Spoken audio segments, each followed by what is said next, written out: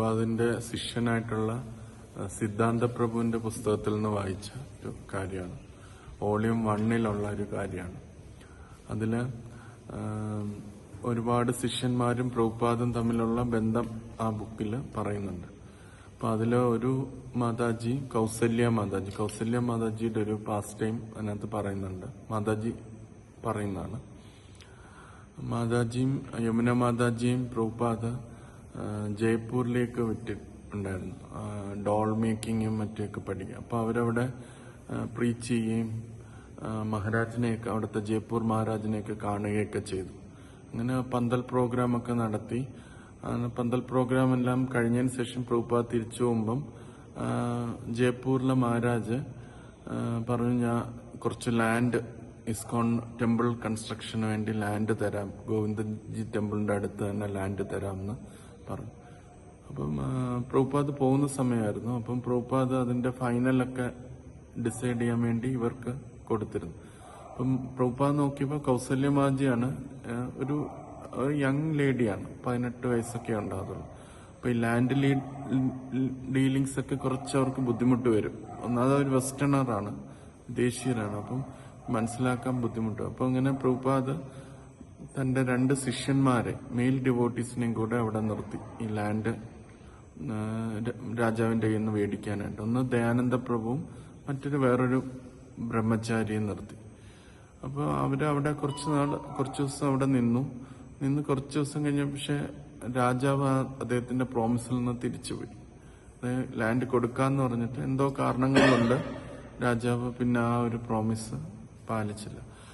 അത് കഴിഞ്ഞ് അപ്പൊ അവര് വിചാരിച്ചു ഇനി ഇവിടെ നിന്നിട്ട് കാര്യമില്ല. അപ്പം പ്രഭുപാദ് മായാപൂരിലാണ് പോയത്. അപ്പം മാതാജിയും മറ്റു ആ 2 ഡിവോട്ടീസും മെയിൽ ഡിവോട്ടീസും കൂടെ തിരിച്ച് മായാപൂരിലേക്ക് വന്നു. മായാപൂരിൽ വന്നപ്പോഴത്തേന് മാജി നോക്കിയപ്പം ഒരുപാട് ഗോസിപ്പ് ഇങ്ങനെ നടക്കുന്നു. കൗസല്യ മാതാജിയും ദയാനന്ദ പ്രഭുവും തമ്മിൽ എന്തോ ഒരു ബന്ധമുണ്ട് എന്നൊക്കെ പറഞ്ഞ് ഒരുപാട് ഗോസിപ്പിങ് ഇങ്ങനെ മായാപൂരിൽ നടക്കുന്നു. അപ്പൊ അതില് മാജിക്ക് നല്ല വിഷമമായി. മാജി പ്രഭുപാദിന്റെ അടുത്ത് ചെന്നു. എന്നിട്ട് പറഞ്ഞു, ഇങ്ങനെ ഒരുപാട് കേൾക്കുന്നു, ഞാൻ വിചാരിക്കുന്നത് ഞാൻ എന്റെ തലമുടി ഫുൾ മുണ്ടനം ചെയ്തിട്ട് ഏതെങ്കിലും ആശ്രമത്തിൽ പോയി താമസിക്കാം, വേറൊന്നും ചെയ്യാതെ ചെയ്യാമെന്ന് വിചാരിച്ചു. പിന്നെ പ്രഭുപാദ് മാജിയോട് തിരിച്ചു ചോദിച്ചു, നീ എന്തിനാ ഇത്രയും ഇതിൽ വിഷമിക്കുന്നത്? നീ എന്റെ അവസ്ഥ ആലോചിച്ച് നോക്കൂ, ഞാൻ എത്രമാത്രം ബുദ്ധിമുട്ടുകളിലൂടെയാണ് കടന്നു പോകുന്നത് നോക്കൂ. അത് കമ്പയർ ചെയ്താൽ നിനക്ക് അത് ഒരു ബുദ്ധിമുട്ടാണോ എന്നിങ്ങനെ മാജിയോട് തിരിച്ചു ചോദിച്ചു.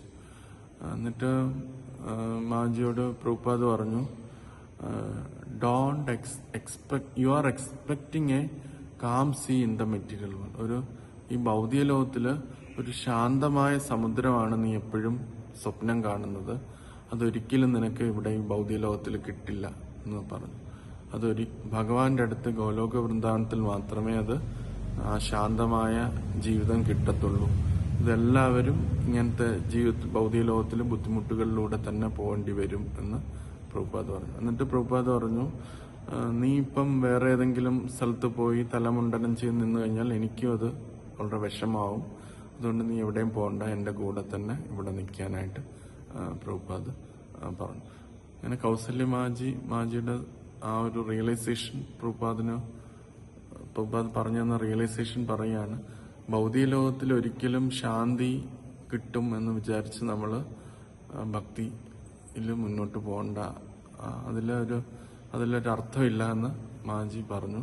യഥാർത്ഥത്തിൽ നമ്മൾ ശാന്തി ഭഗവാന്റെ അടുത്ത് മാത്രമേ പൂർണ്ണമായിട്ട് കിട്ടുകയുള്ളൂ. അപ്പൊ ഈ കാര്യങ്ങൾ നമ്മൾ ടോളറേറ്റ് ചെയ്ത് മുന്നോട്ട് പോകണം എന്നുള്ള ഒരു തത്വം പ്രഭുപാദ് മാജിക്ക് പറഞ്ഞതായിട്ട് മാജി അതിനകത്ത് പറയുന്നു.